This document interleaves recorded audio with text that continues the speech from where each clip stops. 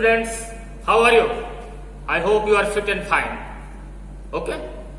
तो अब हम बात को आगे बढ़ाया जाए. हमारा next topic, next unit, that's the genetics and evolution पर हम लोग आते हैं.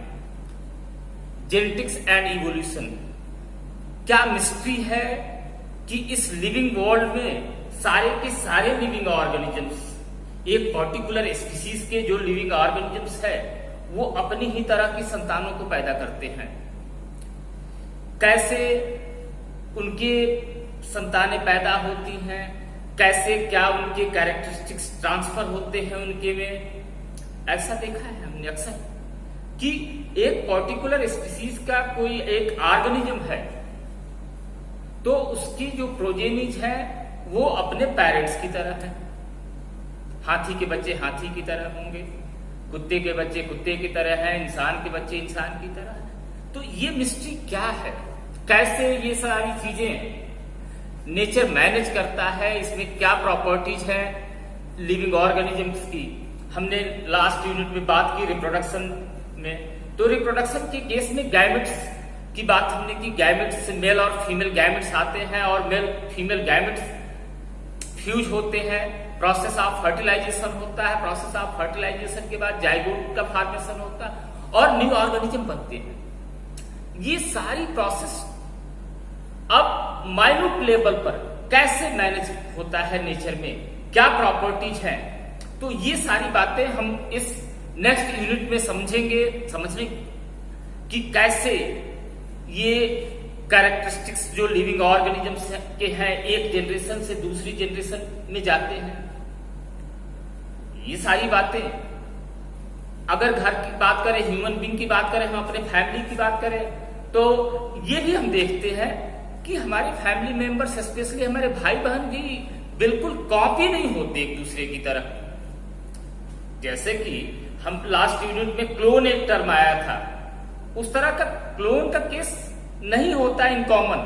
अगर ट्विंस की बात नहीं होगी, आइडेंटिकल ट्विंस की बात नहीं है, तो आखिर ये सारी मिस्ट्री है क्या.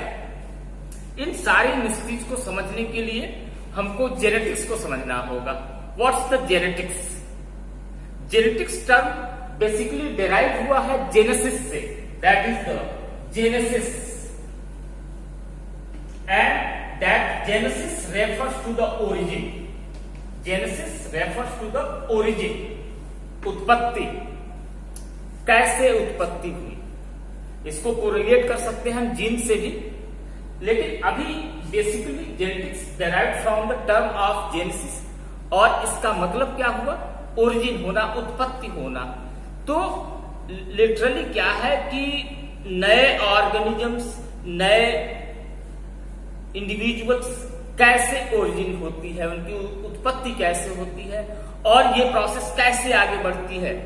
कॉन्टिन्यूएशन ऑफ स्पीसीज की बात है. तो ये बात इस यूनिट में हमको करनी है. एक एक टर्म, एक एक पॉइंट को थारोली क्लियर करना होगा. सबसे बड़ी बात जो आपको समझनी होगी, फोकस यहां पर करना है कि one of the most important unit है, न सिर्फ सीबीएसई के एग्जाम के लिए, हमारे 12th बोर्ड के एग्जाम के लिए, बल्कि कॉम्पिटिटिव एग्जाम नीट्स के लिए भी बहुत इंपॉर्टेंट यूनिट है. सीबीएसई में इसका वेटेज 18 मार्क्स का है. इस यूनिट का 3 चैप्टर्स हमको पढ़ने हैं सिर्फ, और 3 चैप्टर से हमको 18 मार्क्स कवर हो रहा है. इसी रेफरेंस में नीट की भी बात समझ लो कि अप्रोक्सीमेट 15 क्वेश्चन के आसपास इससे कवर हो जाते हैं आराम से. तीनों यूनिट, तीनों चैप्टर्स मिला के, जेनेटिक्स के 3 चैप्टर हमको पढ़ने होंगे. जेनेटिक्स और इवोल्यूशन के जेनेटिक्स के 2 चैप्टर हैं.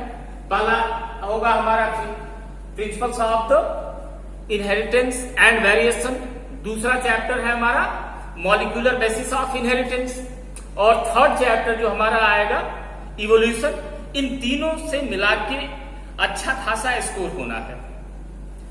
इन जनरल जो बात इसके बारे में होती है कि this one is a tough unit, but सच्चाई ये है कि थोड़ा सा कंसंट्रेशन आपको पे करना होगा. कंसंट्रेशन तो पे करना ही होगा, और कंसंट्रेशन पे करके कुछ टर्म्स को क्लियर कर लेंगे उसके बाद बिल्कुल स्मूथली पूरे इंटायर यूनिट को हम कवर कर लेंगे आसानी के साथ, कोई प्रॉब्लम नहीं होगी।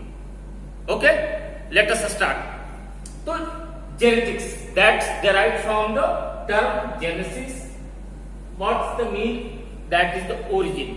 और ये जेनेटिक्स टर्म 1906 में सबसे पहले विलियम बैटसन ने डेराइव किया था, इन्होंने टर्म दिया, कॉइन किया the term of the genetics. काम बहुत पहले से होता आ रहा है जेनेटिक्स के बारे में। जो सबसे प्रोमिनेंट नेम है जेनेटिक्स के रेफरेंस में, father of genetics Gregor John Mendel, जिन्होंने एक सिस्टमेटिक एनालिसिस दिया, एक मैथमेटिकल अप्रोच लिया इस पूरे जेनेटिक्स को एक्सप्लेन करने के लिए। इस पूरी मिस्ट्री को उन्होंने एक्सप्लेन किया बहुत थॉरोली। लेकिन उनका भी लक अच्छा नहीं था। लक अच्छा इस रेफरेंस में नहीं था कि उनके after the death of Mendel 1866 में उन्होंने सारा काम कर दिया, उसके बाद वो रिकॉग्नाइज नहीं हो पाए। बहुत सारी वजह थी, एक एक करके धीरे धीरे हम लोग बात करेंगे क्यों जेनेटिक्स। एक्चुअल में उस समय डार्विन का दौर चल रहा था, डार्विन का कॉन्सेप्ट डेवलप था, और डार्विन ने उस समय एक कॉन्सेप्ट दे दिया था पैनजेनेसिस का, और चार्ल्स डार्विन ने। और डार्विनिज्म उस समय ज्यादा पॉपुलर था पूरी दुनिया में। मेंडल अपनी बातें एक्सपोज नहीं कर पाए, तो इस वजह से मेंडल के वर्क उस समय एक्सपोज नहीं हो पाए।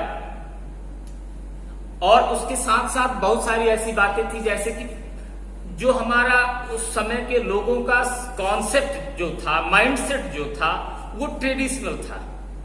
बहुत सारी चीजें जानकारी नहीं थी, और उस जानकारी के अभाव में मेंडल ने जो मैथमेटिकल एनालिसिस किया बायोलॉजी में, लाइफ साइंस में, वो बात डाइजेस्ट नहीं हो पाई। तो कुछ बात हम लोग करते हैं पहले कि बिफोर मेंडलिज्म या मेंडल के पैरेलल ही डार्विन की बात थी, तो और लोगों ने क्या कहा।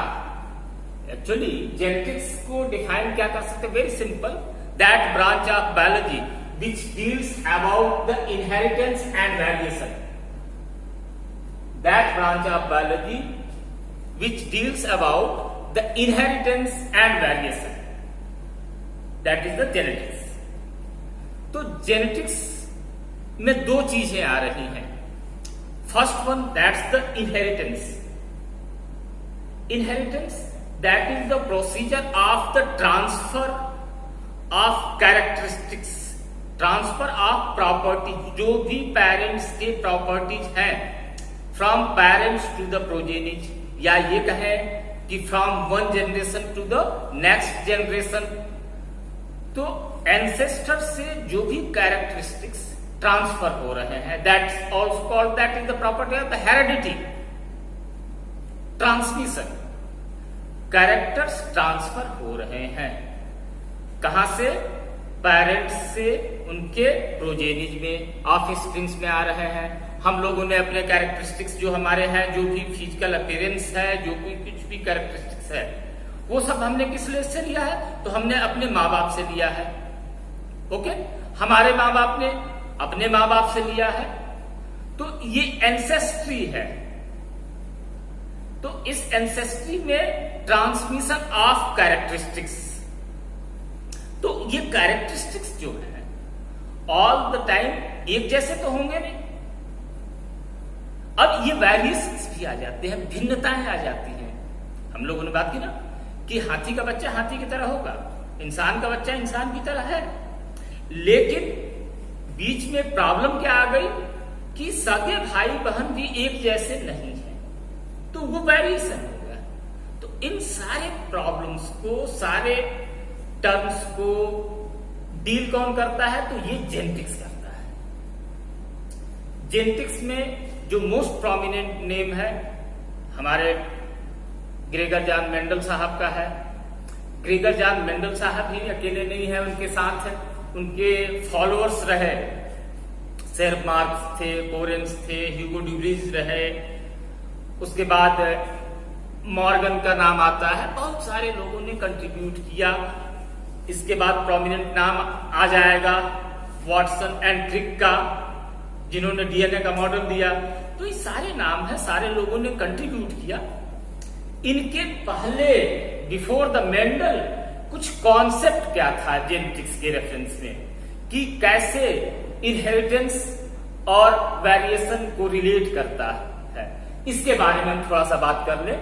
तो एक कॉन्सेप्ट था वेपर थ्योरी, वास्ट थ्योरी, और इसको प्रपोज किसने किया था? ये vapour theory that was proposed by the Pythagoras. Basically वो मैथमेटिशियन थे। तो उन्होंने क्या बताया कि जो पेरेंट्स की प्रॉपर्टीज है वो वेपर फॉर्म में यूनाइट होती है और वो ट्रांसफर हो जाती है प्रोजेनिज में। कोई क्लियर उसका फॉर्मुलेशन था नहीं, बस बात उन्होंने कही हो गई। बहुत लंबा इसका लाइफ नहीं रहा, नहीं चला। ये बिफोर क्राइस्ट की बात है, बिफोर द एरिस्टोटल से भी पहले उन्होंने बात किया। उसके बाद एरिस्टोटल साहब आए। नेक्स्ट पॉइंट जो fluid theory I, that was proposed by the Aristotle. इनको तो हम सब लोग जानते हो बड़ी अच्छी तरह से। तो एरिस्टोटल साहब ने क्या कहा, एक कॉन्सेप्ट किया फ्लूइड थ्योरी। उन्होंने कहा कि semen that is a highly concentrated blood और that mixing of the male and female blood, ये मेल का ब्लड कंसंट्रेट होके फीमेल की बॉडी में एंटर करता है और फीमेल के बॉडी से भी ब्लड डिस्चार्ज होता है, और ये दोनों मिलके एक नए ऑर्गेनिज्म को बनाते हैं। ये कॉन्सेप्ट आज भी है सोसाइटी में। इन जनरल हम लोग जो बात करते हैं, लोग बात करते हैं कि ब्लड का दोस्त है या खून खानदान जैसी बातें जो होती है, वो शायद इसी तरह के कॉन्सेप्ट पे डिपेंडेंट है। That is the fluid theory. तीसरा जो टर्म आता है that is the preformation theory. Preformation theory क्या कहता है कि जो न्यू ऑर्गेनिज्म, जो न्यू प्रोजेनिज बनी है, वो न्यू प्रोजेनिज की एग्जिस्टेंस प्रीवियसली उनके पेरेंट्स में हो गई। और कैसे? In the structure of the semen. Actually इसमें भी बड़ी विचित्र बात है कि जो फर्स्ट साइंटिस्ट हुए जिन्होंने कि सीमेन को ऑब्जर्व किया, एंटोनी वॉन लीवेनहुक ने ये प्रपोजल रखा था कि structure of sperm that is the, उसको उन्होंने नाम दिया कि एनिमल ट्यूबुलस।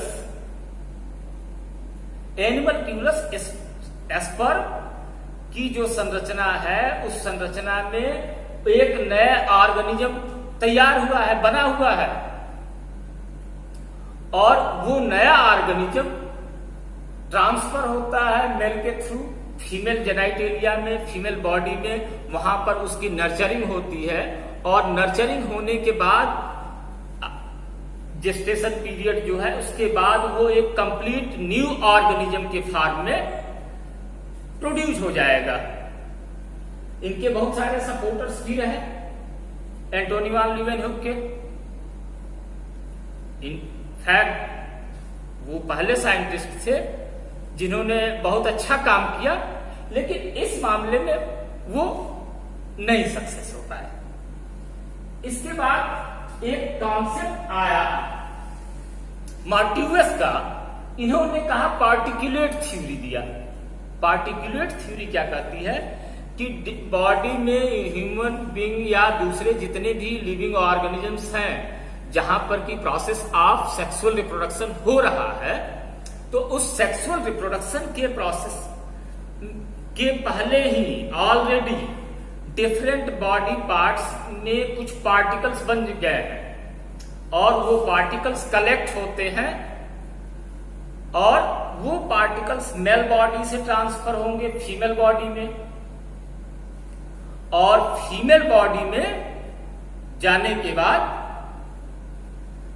फीमेल बॉडी के भी पार्टिकल्स कलेक्ट होके एक जगह आए हैं और दोनों फ्यूज हो जाएंगे, और फ्यूज होने के बाद क्या हुआ कि एक न्यू ऑर्गेनिज्म बन गया।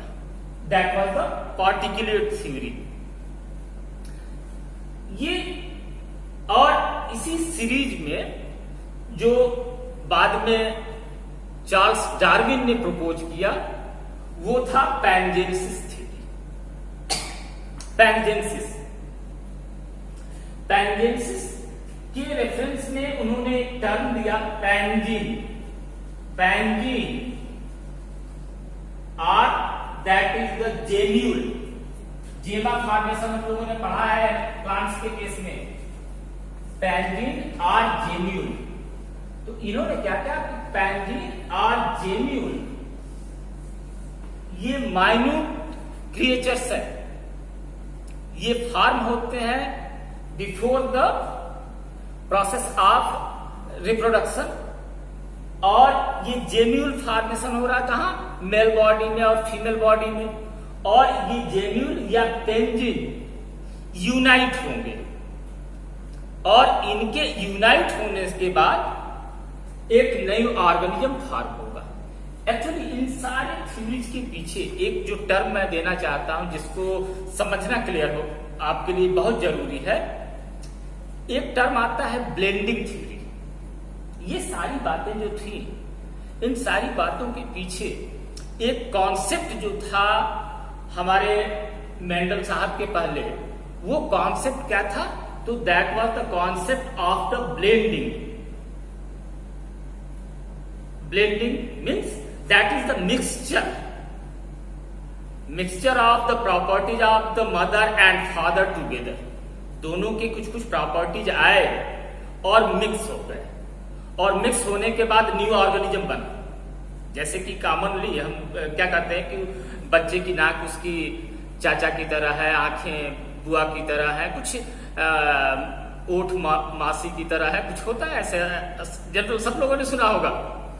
तो यही कुछ बातें प्रीवियस जो लोग थे, जो बायोलॉजिस्ट रहे मेंडल के पहले, तो उन लोगों का सोचना उसी डायरेक्शन में था कि ब्लेंड हो जाती है प्रॉपर्टीज, और ये कलेक्टिवली सबको अगर हम कहें तो ये सारे डेराइवेशन है, सारी ब्रांचिंग जो है वो क्या है, तो वो है ब्लेंडिंग थ्योरी। एक्चुअली एक बात यहां और क्लियर करना चाहूंगा, एनसीईआरटी ने कवर नहीं किया इस टर्म्स को, इन टॉपिक्स को, लेकिन कुछ एडिशनल आपके पास होना चाहिए। कुछ कॉम्पिटिटिव एग्जाम्स के लिए कुछ बेहतर जानना जरूरी है। तो ये ब्लेंडिंग कॉन्सेप्ट रहा। तो कलेक्टिवली ये प्री मेंडलिज्म कॉन्सेप्ट्स थे। और हाँ, बात हमने शुरू में की थी कि कॉन्सेप्ट ऑफ पैनजेनेसिस या डार्विन की इवोल्यूशनरी थ्योरी उस समय थी, वो ट्रेंडिंग में था। डार्विनिज्म उस समय ट्रेंडिंग में था, तो डार्विनिज्म के साथ साथ इवोल्यूशन की बात उन्होंने की, उसके साथ साथ उन्होंने थोड़ा सा जेनेटिक्स में भी हाथ लगा दिया और पैनजेनेसिस का कॉन्सेप्ट दिया। बट इनफैक्ट इस पैनजेनेसिस के कॉन्सेप्ट को तो बहुत जल्दी ही एक वीजमान नाम के बायोलॉजिस्ट हुए, उनकी बात अभी आगे होगी, वो चूहे की पूंछ काटने वाली कहानी है।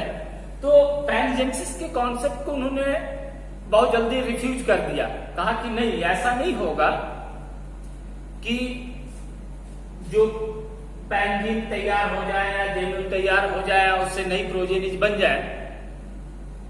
तो ये सारी कॉन्सेप्ट जो थे, ये कलेक्टिवली अगर इनको एक टर्म दे तो क्या देंगे, ब्लेंडिंग थ्योरीज, जो कि ये बात करते हैं कि जो भी प्रोजेनी पैदा हो रही है, जो न्यू ऑफस्प्रिंग है, that is the blend of the parents. Okay, अब आते हैं हम मेंडल की तरफ। मेंडल ने जो कॉन्सेप्ट दिया, कॉन्सेप्ट बेसिकली पॉस्टुलेट्स थे। ये ध्यान दिया जाए देना कि मेंडल ने जो कुछ कहा, जो लॉज ऑफ मेंडल्सन बात करते हैं या प्रिंसिपल्स ऑफ इनहेरिटेंस की बात करते हैं, वो तो मेंडल के बाद 1901 में 1866 में उनकी कहानी खत्म हो गई। वो तो फिर उसी काम को कोरेन, सेरमार्क और डिब्रिज ने आगे बढ़ाया 1901 में।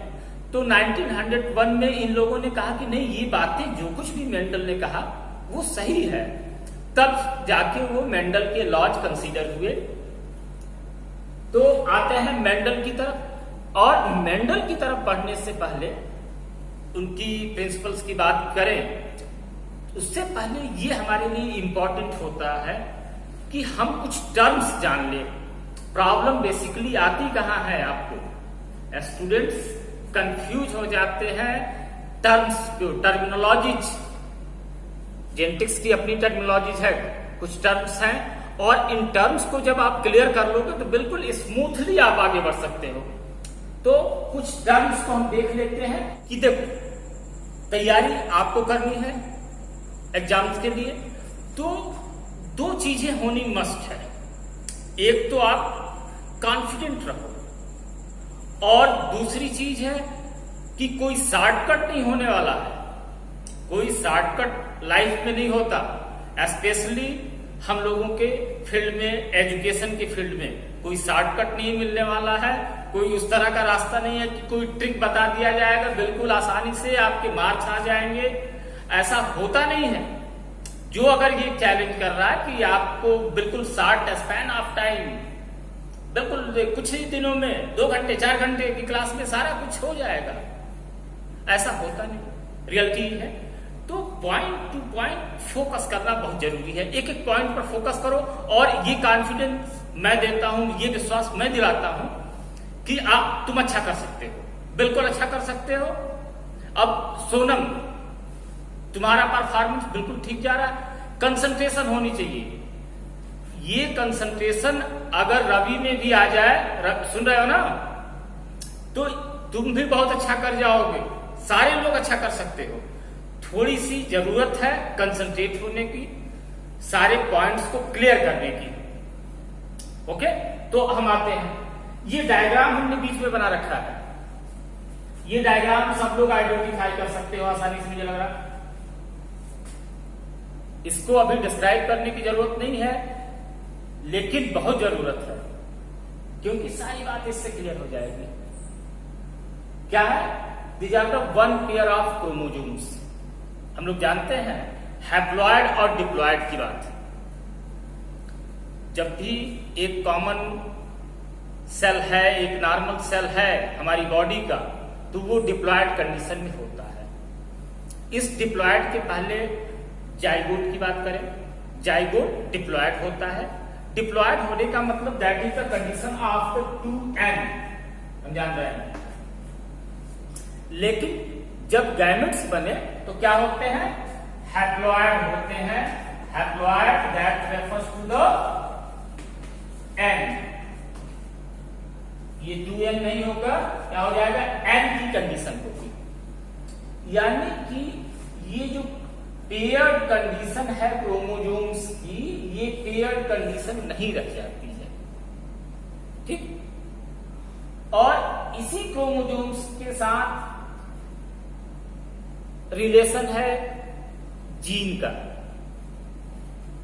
फैक्टर, जिसको शुरू में मेंडल ने जब डिस्क्राइब किया तो उनको एक कोई क्लियर कॉन्सेप्ट नहीं था कि क्या है वो चीज जो कि प्रॉपर्टीज को एक जनरेशन से दूसरे जनरेशन तक ले जा रही है। वो बात उन्होंने कोई एक टर्म नहीं दिया, उन्होंने कहा कि कुछ फैक्टर्स हैं, तो वो फैक्टर टर्म ही रहा। बाद में फिर बैटसन ने,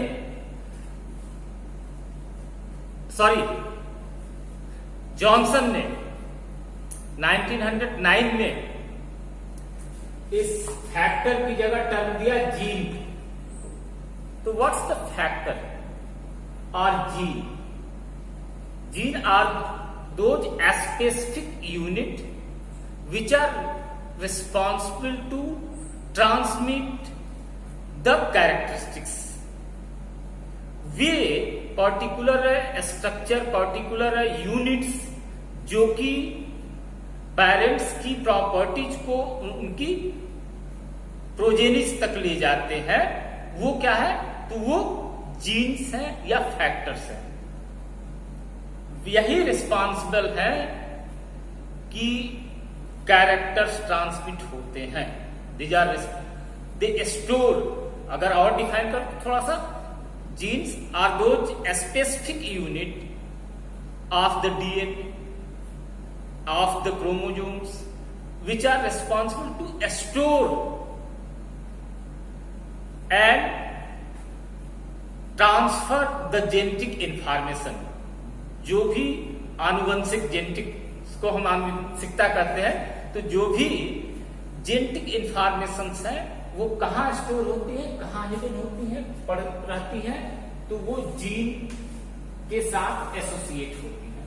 अब जीन्स का क्रोमोसोम्स के साथ, जीन्स आर लोकेटेड, एक पर्टिकुलर कैरेक्टर के, पर्टिकुलर प्रॉपर्टी के जीन जो कि एक स्पेसिफिक सेगमेंट है डीएनए के। अभी आगे चल के हम और क्लियर हो जाएंगे कि डीएनए क्रोमोसोम के स्ट्रक्चर को डिस्कस करेंगे तो क्रोमोसोमल थ्योरी ऑफ इनहेरिटेंस आएगा, सारी बातें क्लियर होती जाएंगी। लेकिन फ्रॉम द बिगिनिंग हमको थोड़ा सा बिल्कुल कंसंट्रेट होना जरूरी है। तो जीन्स की एक पर्टिकुलर कैरेक्टर, सपोज दैट हमने ये 2 पॉइंट्स इन दोनों कर लिए, तो दीज आर द जीन्स, ये स्पेसिफिक लोकेशन पर लोकेट हो रहे हैं। ये हम मान लेते हैं कि कलर ऑफ आई के लिए है, तो इनका एक निश्चित स्थान है, इस पर एक ही जगह पर दिख रहे हैं ऑलमोस्ट। तो इस पर्टिकुलर लोकेशन को कहते हैं लोकाई, और that is the locus, individually that is the locus, एक निश्चित स्थान जहां पर कि एक पर्टिकुलर टाइप के जीन रहते हैं, लोकेट करते हैं, लोकेशन जो है उनकी, उसको लोकस कहते हैं collectively, that is the loci. हमने मान लिया कि ये 2 जीन हैं, ये किसी पर्टिकुलर कैरेक्टर के हैं और वो एक पर्टिकुलर लोकेशन पर है। अब जीन्स के अल्टरनेटिव फॉर्म 2 है, हमने 1 और ये 2 क्रोमोसोम्स है, दोनों पर एक ही कैरेक्टर को, एक ही प्रॉपर्टी को इंडिकेट करने वाले, उसको रिप्रेजेंट करने वाले दोनों जीन हैं। ओके, अब दोनों एक जैसे हो सकते हैं और अलग अलग भी हो सकते हैं। जैसे कि हम प्रॉपर्टीज की बात करें, कैरेक्टरिस्टिक्स की बात करें, तो हम एक कैरेक्टरिस्टिक्स का एग्जांपल लें कि characteristics that was the height of the plant, जैसे मेंडल के एक्सपेरिमेंटल प्लांट की था पाइसम सटाइवम, तो उसमें एक कैरेक्टरिस्टिक था क्या, हाइट ऑफ द प्लांट। तो हाइट ऑफ प्लांट जब था तो उसमें उन्होंने 2 अल्टरनेटिव फॉर्म की बात की, 2 ट्रेट की बात की, उस पर हम लोग आगे बढ़ेंगे, बात करेंगे। तो 2 ट्रेट की बात की, क्या कि tall plant and the dwarf plant. तो ये दोनों विरोधाभासी प्रॉपर्टीज के लिए जो कॉन्ट्रास्टिंग है, इसके लिए alternative form of gene responsible होते हैं। सपोज दैट इसमें से एक टॉल के लिए है और दूसरा ड्वार्फ के लिए है, ऐसा हो सकता है, दोनों एक भी हो सकते हैं और दोनों अलग अलग होंगे। तो ये एलील्स कहे जाएंगे। एलील्स को सिंपली हम क्या डिफाइन करते हैं, alleles are the alternative forms of jeans.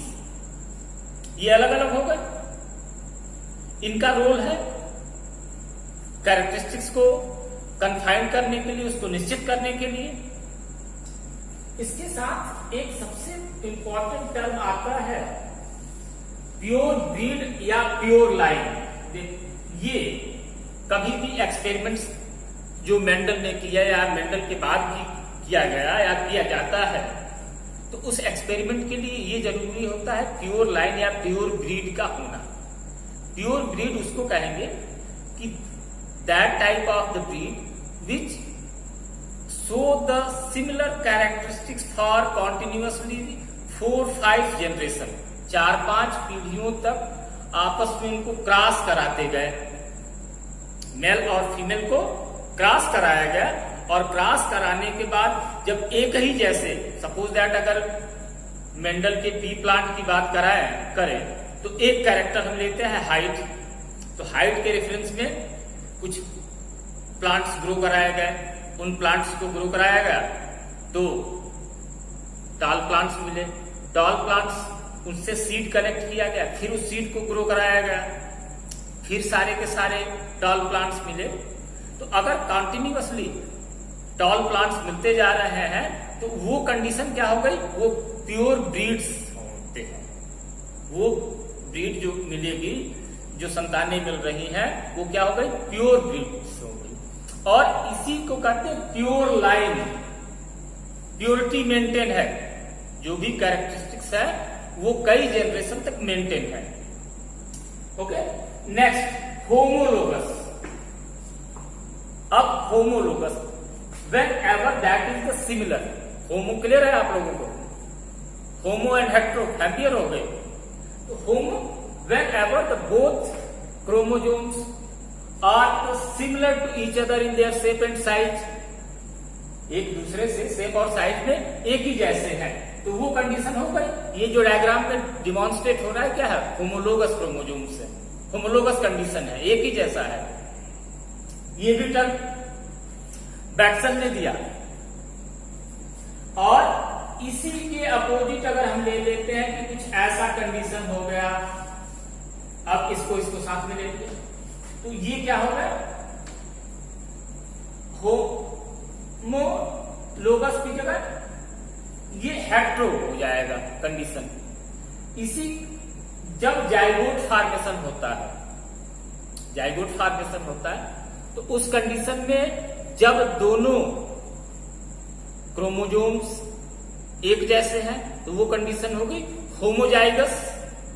जब डिफरेंट है, एक बड़ा है एक छोटा है, इस तरह का कंडीशन है तो होमोजाइगस की जगह हेट्रोजाइगस कंडीशन हो गई।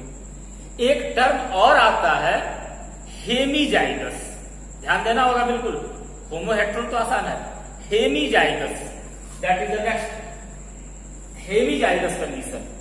हेमीजाइगस क्या है कि that condition when in the zygote there is only one gene is present, ये याद करना, हेमीजाइगस कंडीशन। और ये कंडीशन हमेशा के लिए याद कर लो कि in case of the male में, ह्यूमन मेल में जो 23rd पेयर ऑफ क्रोमोजोम होता है वो कैसा होता है, तो हेमीजाइगस होता है। क्लियर है ना कि उसमें एक्स और वाई दोनों होते हैं, दो तरह के, और इस कंडीशन को कहते हैं हेमीजाइगस कंडीशन। तो ये हेमीजाइगस कंडीशन है, जैसे दो क्रोमोजोम की जब पेयरिंग होगी और दोनों में इसमें कुछ कैरेक्टरिस्टिक्स हैं, कुछ जीन्स हैं, यहां पर है ही नहीं है, तो ये कंडीशन हो जाएगी हेमीजाइगस कंडीशन। और इसके साथ दो और इंपॉर्टेंट टर्म हम यहां देखते हैं, जीनोटाइप एंड फिनोटाइप। आसान चीजें हैं, कोई कॉम्प्लिकेशन नहीं है, बिल्कुल दिमाग को खुला रखो और फोकस करो। तो phenotype that is the physical makeup, physical appearance, बिल्कुल आसान है। जैसे हम दिख रहे हैं, तुम दिख रहे हो, कोई प्लांट दिख रहा है, कोई ये दूसरा एनिमल दिख रहा है, तो जो उसका फिजिकल फॉर्मिंग होगी, फ्रेमिंग होगी, वो क्या है, तो फिनोटाइप है, फिजिकल। ओके, और genotype that is the genetic makeup, दोनों को बिल्कुल याद कर लो। Phenotype that is the physical makeup due to the genotype, genotype की वजह से फिनोटाइप बनते हैं।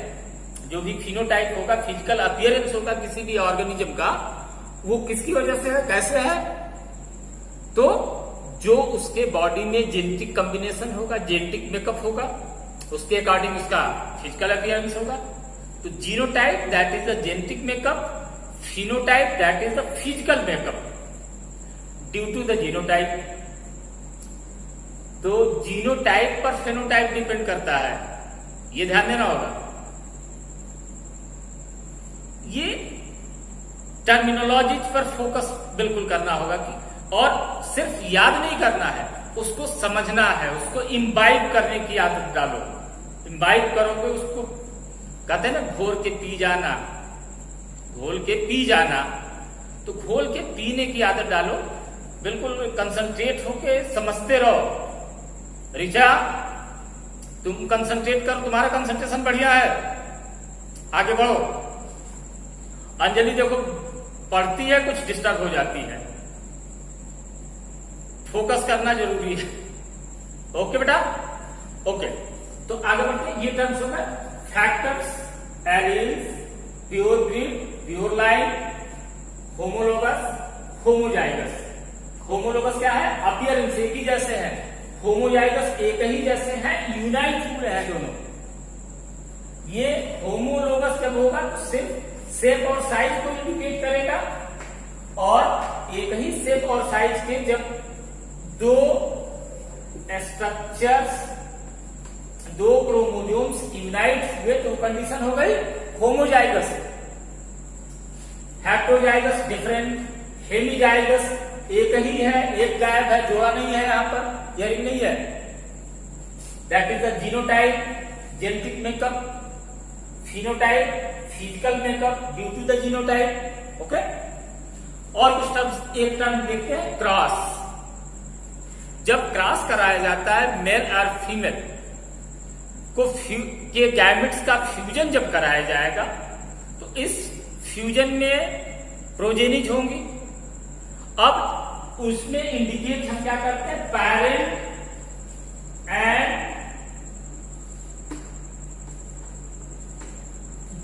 पेरेंट हो गए, पेरेंट में मेल और फीमेल हो। अब जब ये दो पेरेंट के गैमेट्स आपस में फ्यूज करेंगे तो उनकी प्रोजेनिज होगी। ओके, तो जो फर्स्ट जनरेशन है इसको कहते हैं F1, that is the first filial generation, पहली पीढ़ी। अब ये पीढ़ी का निर्धारण कैसे होगा? किसी भी दो ऑर्गेनिज्म को हमने कंसीडर कर लिया, कोई प्लांट है, एनिमल है, एक मेल एक फीमेल, एक पर्टिकुलर स्पीसीज के कंसीडर कर लिए गए। जहां से हमने एक्सपेरिमेंट शुरू करते हैं, वो एक्सपेरिमेंटल मेल और फीमेल क्या हो जाएंगे? तो वो पेरेंट हो जाएंगे। क्लियर? एक्सपेरिमेंटल मेल और फीमेल ऑर्गेनिजम्स पेरेंट कहे जाएंगे, और उन पेरेंट से जो प्रोजेनिज पैदा होंगी, जो संतानें पैदा होंगी, वो फर्स्ट फीलियल जनरेशन, पहली पीढ़ी। इसी तरह ये सीक्वेंस आगे बढ़ता जाता है। फर्स्ट फीलियल जनरेशन होगा, उसके बाद F2 होगा, सेकेंड फीलियल जनरेशन होगा, F3 होगा, थर्ड फीलियल जनरेशन होगा, पीढ़ियां होती जाएंगी। अब उसमें हम डिफरेंट स्टेजेस पर अलग अलग टाइप के 3 मेजर क्रॉस की बात अभी कर लें। इसके बाद तो फिर मोनोहाइब्रिड, डाईहाइब्रिड सबकी बात होगी। पहले हम इन 3 की बात कर लें, back cross, test cross and reciprocal cross. Back cross क्या होता है कि F1 जनरेशन पेरेंट्स आपस में क्रॉस किए, और जब पेरेंट्स क्रॉस किए तो पहली जनरेशन पैदा हुई। ओके, अब इसको चेक करने के लिए इस पहले जनरेशन के एक ऑर्गेनिज्म को लिया गया और इसका किसी एक पेरेंट के साथ क्रॉस करा दिया गया। F1 और पेरेंट के बीच में क्रॉस करा दिया गया। F1 एंड T के बीच में जब क्रॉस करा दिया गया तो उस कंडीशन को क्या कहते हैं? Back cross. पीछे हटके, बैक का मतलब ये बैक, पीछे, तो बैक क्रॉस हो गया। लेकिन इसी के साथ जो दूसरा है term test cross, test cross के कंडीशन में एक रेस्ट्रिक्शन लग जाता है। Test cross is that type of cross in which F1 should be crossed with the recessive parent ये इसमें इंपॉर्टेंट पॉइंट आ जाता है कि यहां पर पेरेंट कैसा होगा तो वो रिसेसिव होगा। अब ये दो टर्म रिसेसिव टर्म आया तो यहां पर दो टर्म याद करना होगा हमको, कौन कौन से, डोमिनेंट और रिसेसिव। इसकी बात हम लोग आगे चल के करेंगे। तो रिसेसिव क्या हुआ, तो रिसेसिव वो कंडीशन होती है जिसमें वो दवा है जिसकी प्रॉपर्टीज हेट्रोजाइगस कंडीशन में एक्सपोज नहीं होती।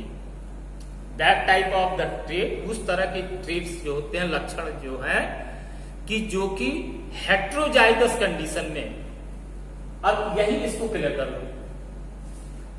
सपोज दैट ये दो एलील्स हैं, ये दो एलील्स हैं, कलेक्टिवली क्या है तो जीन्स है, ठीक है।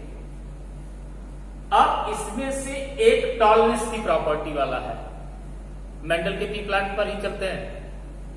एक क्या इंडिकेट कर रहा है तो टॉलनेस की प्रॉपर्टी इंडिकेट करता है, दूसरा ड्वार्फनेस की प्रॉपर्टी, बौनापन। तो अब इस तरह जब दोनों इकट्ठे होंगे तो उस कंडीशन में क्या होगा कि उस तरह की संतानें जो पैदा होंगी वो लंबी होंगी, ठीक है।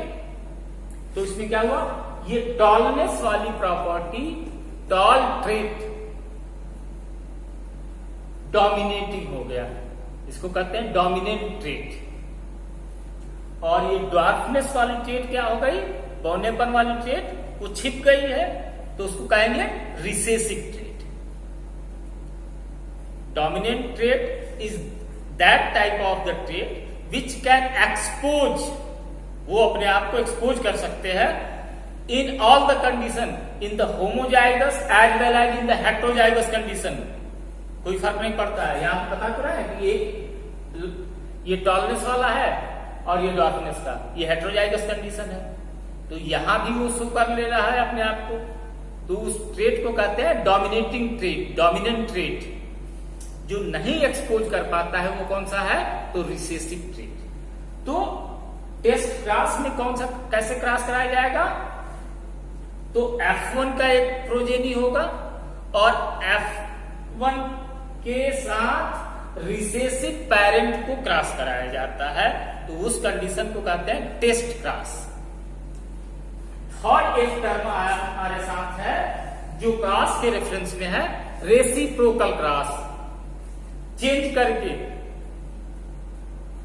एक तो प्रोजेनी है और प्रोजेनी के साथ पेरेंट्स को क्रॉस कराया गया, तो चेंज करके mail and female, reciprocal term से फैमिलियर हो, वही रेसिप्रोकल है यहां पर कि रेसिप्रोकेट करता है अपोजिट टाइप की कैरेक्टरिस्टिक्स प्रॉपर्टीज और पेरेंट्स प्रोजेनीज के बीच में जब क्रॉस कराया गया तो that is the reciprocal cross. इस तरह के टर्म्स अभी और मिलेंगे नेक्स्ट वीडियो में, जब हम लोग बात करना शुरू करेंगे तो और सारे टर्म्स आएंगे, और टर्म्स को फोकस करते जाओगे तो बिल्कुल स्मूथ है बहुत। अब इस क्रोमोजोम को से फैमिलियर है हम लोग, क्रोमोजोम्स से फैमिलियर है। क्रोमोजोम्स में जो एक डिस्क्रीट यूनिट, एक स्पेसिफिक यूनिट है, जीन की बात हम लोग करेंगे। हम स्ट्रक्चर ऑफ डीएनए से फैमिलियर है, कैसे न्यूक्लियोसोम न्यूक्लियोटाइड्स एसोसिएट हो रहा है, डीएनए का फॉर्मेशन हो रहा है, फिर उसके साथ हिस्टोन प्रोटीन कैसे जुड़ते हैं। तो ये सारी चीजें जब क्रोमोजोम का स्ट्रक्चर एक बार हम लोग समझ लेंगे और ये बातें सब साथ में ऑल टुगेदर तो बिल्कुल स्मूथ हो जाएगी। जरूरत क्या है तो कंसंट्रेट होने की, कंसंट्रेट हो, आगे बढ़ो। Okay, thank you, have a nice day.